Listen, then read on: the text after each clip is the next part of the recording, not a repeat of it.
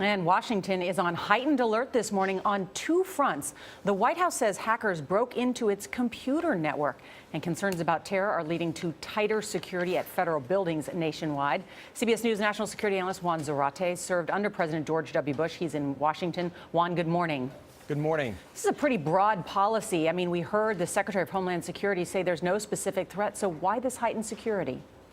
That's right, Nora. There are no active plots that triggered this warning, but what you have is a general concern about the threat environment writ large. You have the Islamic State calling for attacks in the U.S. You have flows of foreign fighters in and out of Syria that are hard to track.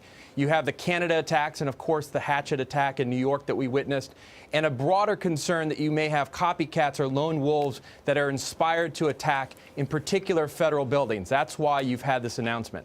There's a lot of federal buildings in D.C., Juan, close to 10,000. So what are they looking for?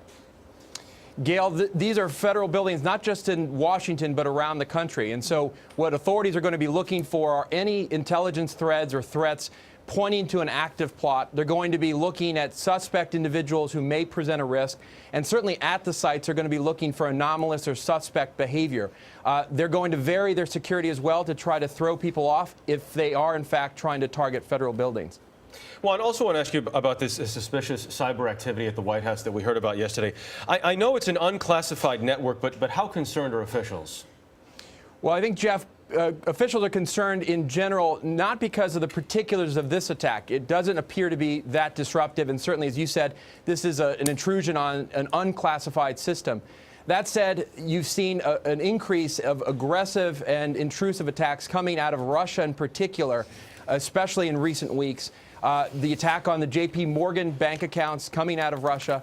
And this attack seems to have come out of Moscow as well. And so authorities are worried that these more benign intrusions could morph into more active penetrations and even disruptions of U.S. systems. All right, Juan Zarate, we thank you.